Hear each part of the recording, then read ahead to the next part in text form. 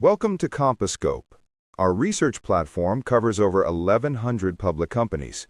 Each week, we share one of our active research files here in dialogue format. Imagine spending $9 billion to buy a massive company. Right, $9 billion, that is not a small number. No, not at all. And you're not doing it for their thousands of employees. Nope. You're not even doing it for their roster of famous blue chip clients. Which is usually the reason you'd buy an agency, right? Exactly. But in this case, you spend $9 billion just to get the keys to a data engine that this company bought years ago. A date engine. Yeah, because it is literally the only thing that can feed your new artificial intelligence system. That is quite the setup. Welcome to today's deep dive. We are looking at a corporate acquisition that is so aggressive and honestly so perfectly timed that it's fundamentally changing the machinery of how things are sold to us. I'm your host, and let's just get right into it. Sounds good. I'm excited for this one. We are dissecting Omnicom Group Inc. today. It's stock symbol OMC for those following along in the markets. Exactly, OMC. And we have an incredible roadmap for this conversation today. We're looking at a brand new Compasscope research report. Which is phenomenal, by the way. It really is. And we are pairing that Compasscope report with the transcript from Omnicom's first quarter 2026 earnings call. So we have the strategy and we have the receipts. Right. And the mission today is to figure out if Omnicom's blockbuster acquisition of the Interpublic Group IPG is actually going to work. Because it's a massive integration. Massive. Yeah. We need to see if they can force these two titans together, beat out their rivals, and, use AI to create a permanent competitive moat. And for you listening, whether you are actively managing your own portfolio or you're just fascinated by how the digital economy works. Right, like why you buy a specific toothpaste at the grocery store and then see an ad for it on your smart TV 20 minutes later. Exactly. That is not a coincidence. Yeah. And understanding this aggressive new playbook from Omnicom is absolutely crucial for spotting where the money is flowing. Yeah, the digital economy is shifting fast. Yeah. So to really understand that, we have to start with Omnicom's actual business model. Because if you haven't checked in on them in a while, it's drastically different from what it used to be. Oh, completely different. Right off the bat, the Compasscope report highlights this massive structural reorganization. Right. They are no longer functioning like this loose, chaotic collection of traditional ad agencies. They used to just buy up agencies and let them operate independently. Right? Yeah, exactly. But now they have centralized into what they're calling core operations. Okay, core operations. And what really stands out to me in the report is how the revenue pie has just completely flipped. It's wild. The biggest slice of the pie is no longer executives in a room brainstorming a 30-second TV commercial. The Mad Men era is officially dead. Long gone. Over half of their core revenue, about 52% to be precise, now comes from what they call integrated media. 52%? Wow. Yeah. And traditional advertising and creative, that has shrunk down to just 17% of the business. That is a staggering drop for a company built on creative advertising. It really is. Then you have public relations sitting at 12%. Okay. Health at 10%. And experiential marketing making up the final 10%. So let's pause on integrated media for a second, because 52% is huge, but it also sounds like classic corporate jargon. It totally does. For those outside the deep data world, what is actually happening inside that 52%? So integrated media is basically the invisible engine room of modern marketing. Okay. It encompasses media planning and buying, so deciding exactly where the ad should go. But the true value, the real meat of it, is the heavy-duty data, customer relationship management, and retail commerce powering all those decisions. Right. And they didn't just build this from scratch, did they? No, they bought their way in. Omnicom acquired specialized tech companies. For instance, they bought Flywheel. And Flywheel does what exactly? They ingest raw first-party transaction data from major retailers. Oh, wow. Yeah. They know what people are actually putting in their shopping carts. So they have the actual purchase data. Exactly. And then they combine that with Acxiom, which handles persistent regulation-grade identity graphing. Wait, identity graphing. Let's break that down for the listener. Sure. That essentially means they are building a giant, highly secure map of who I am across the entire internet. That's right. Yes. Like it connects a phone, my laptop, my work email, and my grocery store loyalty cards. So advertisers know it's the same me everywhere I go. That is exactly it. It bridges your offline and online behavior. Right. So they're pulling all that powerful data together. But what I found fascinating in the CompassScope breakdown is that while Omnicom is absorbing this massive new IPG structure, they are also at the exact same time dumping pieces of their own business. Yes, they are executing a ruthless portfolio, pruning. Pruning the tree. Exactly. Omnicom has designated roughly $3.2 billion in annual revenue as non-core assets that need to be shed. $3.2 billion, that's a huge chunk of revenue just to walk away from. It is, and they're moving fast. In just the first quarter of 2026, they already unloaded about $1 billion worth. Right, which included letting go of the experiential agency Jack Morton, if I recall. Yeah, they let Jack Morton go. They are basically getting rid of low-margin, slow-growth activities. You know, a good way for you to visualize this mechanism is to imagine a luxury department store. Okay, I like this. For years, this store has had a sprawling food court that takes up, say, 30% of the floor space. Right. But it generates almost zero actual profit. It's just crowded and noisy. Yeah. Omnicom is aggressively shutting down the food court. They are sacrificing sheer floor space or overall revenue size so they can expand the high-end jewelry and designer sections. Which represents their integrated media and data side. Exactly. That is where all the margin is. And the result of that is a dramatically improved blended margin profile. They are concentrating their capital and their best personnel exclusively where the digital economy is actually growing. But, you know, you don't clear out that much space unless you are preparing for a massive fight. Definitely not. And Omnicom is fighting a very unique two-front war here. Let's talk about that competitive landscape. So on one side, they are battling other traditional holding companies. Right. And on the other side, they are up against the ultimate titans, the massive tech platforms. So let's look at the traditional ad holding companies first. The heavyweight bout that the CompassScope report really focuses on is Omnicom versus Publicis. Yeah, that's the big rivalry. Publicis has held a very clear, widely perceived edge in data defensibility for several years now. And why is that? Primarily because they purchased a company called Epsilon a long time ago. Right, Epsilon. Epsilon is this mature, massive identity graph that powers people-based marketing. And it has incredible commercial traction. So Publicis had a huge head start. Huge.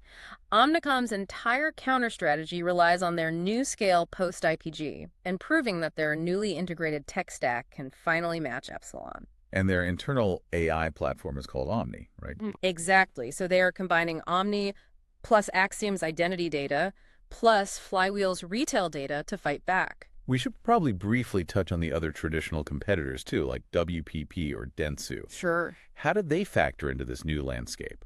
Honestly, they are arguably in a much tougher position.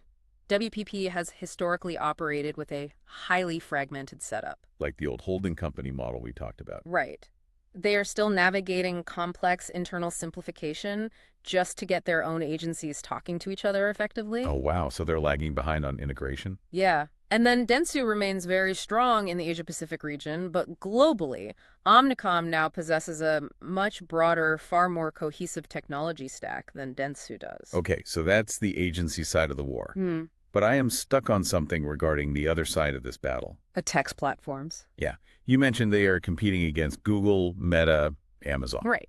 Let me push back on this a bit. Go for it. If Meta and Google essentially own the internet's most valuable real estate. They do. And they already own an unfathomable amount of user data. Yep. Why wouldn't a brand like Clorox or Exxon just go direct to them? Yeah. Like, what is the point of paying Omnicom a fee just to sit in the middle? It's a great question. And it all comes down to the concept of the neutral advisor. Their true advisor. Right? Those tech platforms absolutely have structural data advantages. Nobody denies that. But they also have a glaring conflict of interest. Because they want to sell their own stuff. Exactly. Google's primary objective is to sell you Google ad inventory. Meta's algorithm is entirely designed to keep you within the Meta walled garden and sell you Meta ads. So if you go to Meta and ask, hey, where should I spend my marketing budget?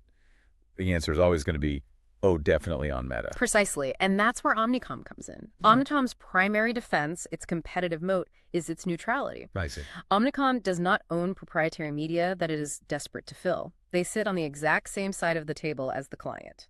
They can look at the entire board multiple walled gardens, the open internet, connected TV, physical offline channels, and they can allocate the budget objectively. Because they don't care where the money goes as long as it works for the client. Exactly. And for a sophisticated global advertiser who is terrified of wasting billions of dollars inside a single walled garden, that objective cross-platform orchestration is incredibly valuable. Okay, that makes sense.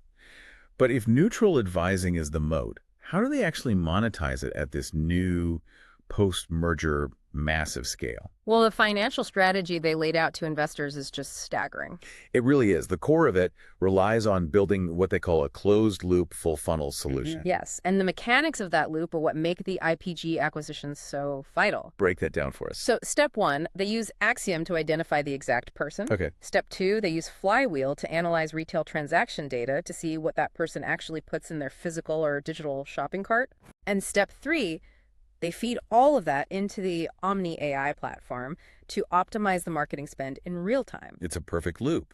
And to streamline all of this for their clients, Omnicom is rolling out these integrated client leaders. This is a huge shift in client management. Yeah, instead of a giant brand having to juggle, separate relationships with a creative agency and a PR firm and a media buyer. Which is a nightmare. Total nightmare.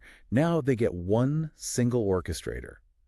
And looking at the report, it appears to be resonating. It is. The report shows expanded relationships with major brands like Clorox, Exxon, and Delta. It simplifies client access. Yeah. But more importantly, from a financial perspective, it makes cross-selling so much easier. Huge point. If you are already handling a brand's creative campaign, you have a massive advantage in pitching to handle their data and media buying too. Right, but we have to talk about the real financial leverage of this IPG merger. The synergies. The cost synergies. The numbers in the Compascope report are frankly massive. They are. They are targeting $900 million in cost reductions by 2026. 900 million. And a staggering $1.5 billion by mid-2028. So how do they actually extract $1.5 billion?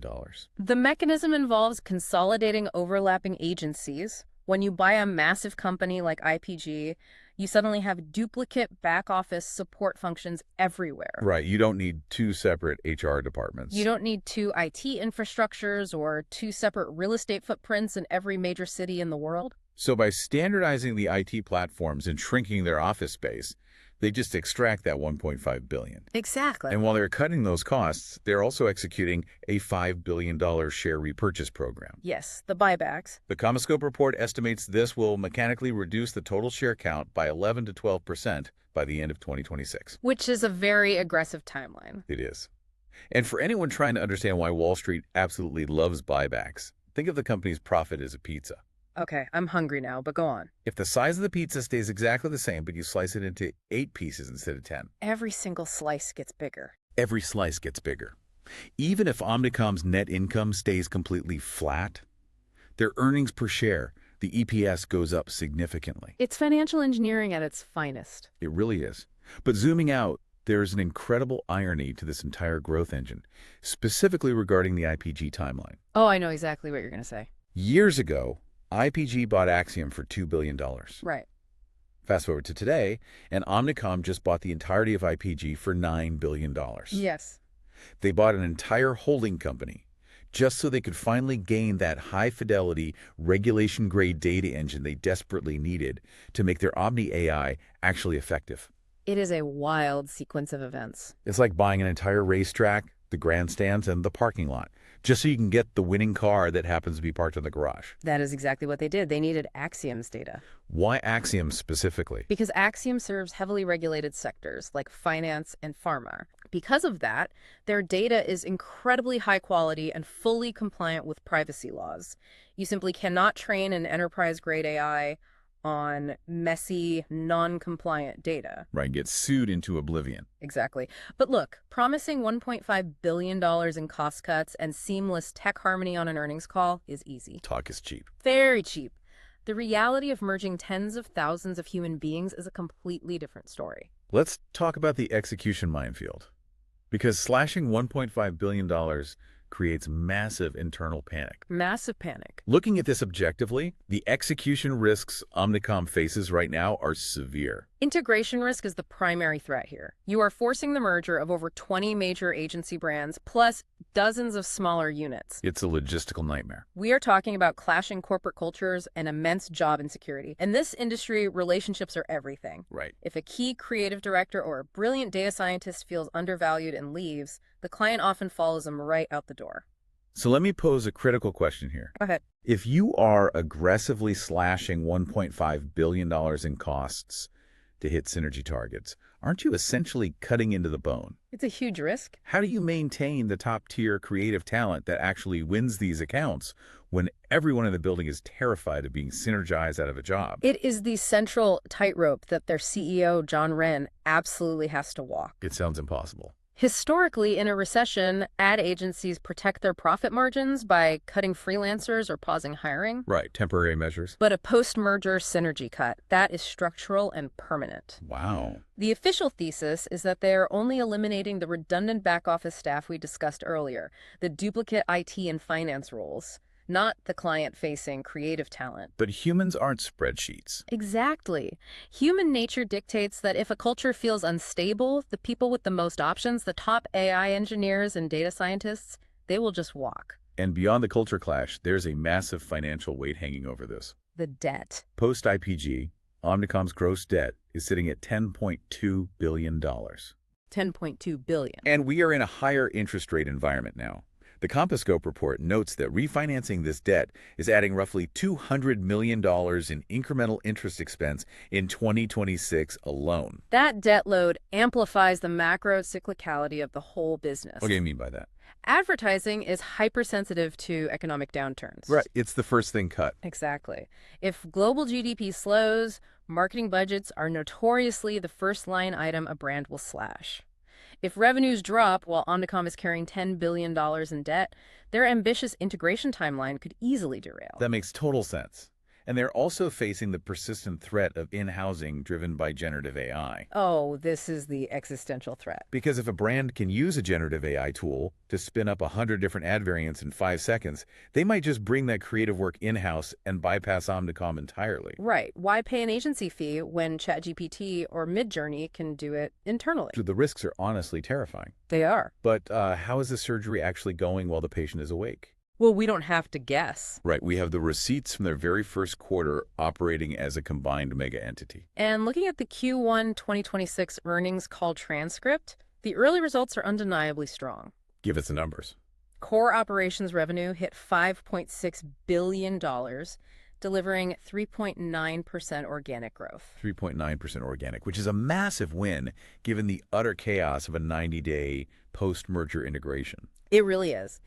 And the margin expansion they promised investors, it is already materializing. Yeah. Their adjusted EBITDA margin jumped 240 basis points to 14.8%. Let's translate that jump for a second because 240 basis points sounds a bit abstract. Sure. Adjusted EBITDA is basically a measure of operational profitability. Right. So a jump of 240 basis points means that for every $100 of revenue Omnicom brings in, they're keeping $2.40 more as pure operating profit than they were previously. Exactly, which is a massive efficiency gain at their scale. And that translated directly to the bottom line, didn't it? It did. Adjusted EPS grew 11.8% to $1.90.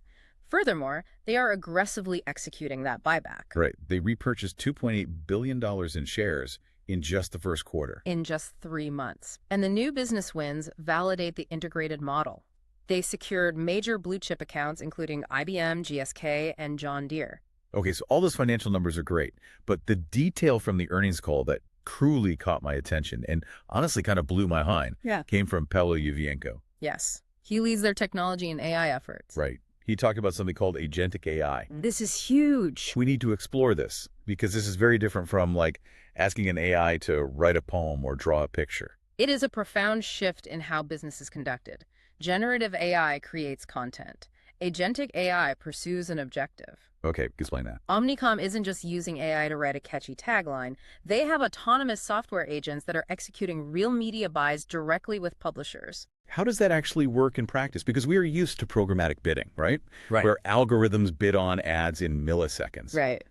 How is an AI agent different from what we already have. So programmatic bidding is essentially a dumb reflex. Okay. It follows strict, pre-programmed rules. If a user matches the specific profile, bid this exact amount of money. Right. Agentic AI, on the other hand, is an algorithmic negotiator. Wow. It understands the overarching goal of the entire campaign. It analyzes the available inventory across connected TV, retail media networks, and the open web. And then it decides what to do. Yes, and it actively negotiates pricing and placement to optimize the working media dollars. Right. It bypasses human intermediaries completely. So it's like having an army of robotic Wall Street floor traders out there. That's a perfect analogy. Instead of a human media buyer sitting at a desk, looking at spreadsheets, and emailing a publisher to negotiate a digital billboard space. Which takes days. Yeah, these AI agents are out there aggressively negotiating and executing transactions in milliseconds. Which perfectly explains why Omnicom is so confident they can achieve those $1.5 billion cost synergies. Obviously, they're automating the jobs. Exactly. They aren't just firing duplicate HR staff, they are automating highly manual, low-value transaction work entirely out of existence. They are shortening the media supply chain. That is wild. But, a single phenomenal quarter with shiny new AI tools doesn't guarantee a dynasty. Far from it. If you're watching this space, you need to know exactly what tripwires to monitor over the next 2 years to see if this colossal bet actually pays off. Definitely. The first critical metric to watch is synergy capture. Right. Will they actually hit that $1.5 billion run rate by 2028 without stalling their top-line revenue? Because if revenue drops... If revenue starts shrinking while they are cutting costs, it is the ultimate red flag. It means they cut into the bone, damaged client relationships, and lost their competitive edge. Makes sense. Second is the data battle. We have to watch if the Omni, Acxiom, and Flywheel triad can definitively catch up to Publicis' Epsilon in actual measurable client performance benchmarks. You also have to monitor macro trends and client churn. Keep a close eye on the industry league tables for net new business wins and losses.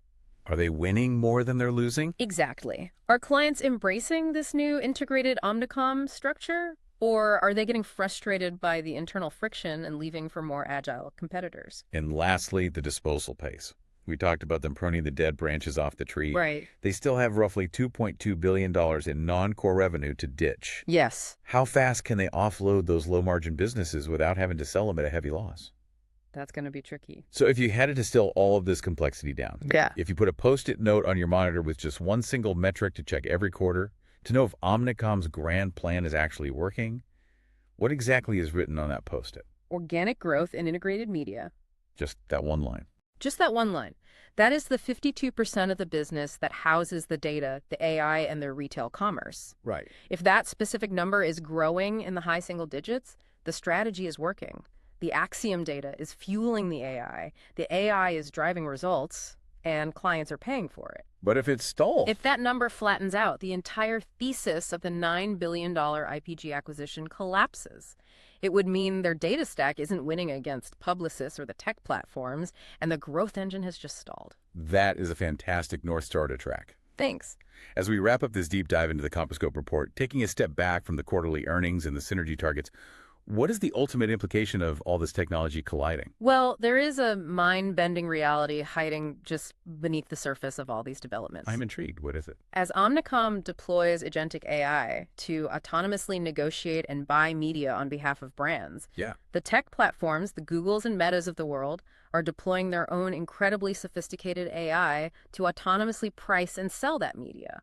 We are rapidly entering an era where the bulk of the global advertising ecosystem consists of AI agents pitching, negotiating, and transacting with other AI agents in fractions of a second. It's just algorithms talking to algorithms. Exactly. When the entire mechanical supply chain of advertising, the pricing, the targeting, the buying, is run completely by machines, it completely commoditizes the transaction layer. It takes the humans completely out of the loop. Yes. So the final thought to chew on is this. In a world where machines do all the mechanical work, does the human creative spark the actual messy emotional art of persuasion? does it become totally obsolete? Right, because AI can just generate variants. Or because the mechanics are entirely commoditized, does human creativity become the absolute most valuable premium commodity left in the world? That is a powerful question. Because you can automate a multi-million-dollar media buy in a millisecond, but an algorithm still cannot feel an emotion. That is perfectly said. Thank you for joining us on this deep dive into Omnicom's new playbook. Remember, those corporate monoliths might look solid from the outside, but it is the renovations happening on the inside that determine who owns the digital economy. Keep looking beneath the surface, and we will catch you next time. This content is produced by Compasscope.com. For more than 1,100 public-listed companies, find detailed company research reports, visual mind maps, earnings call analysis, and audio discussions on Compasscope.com.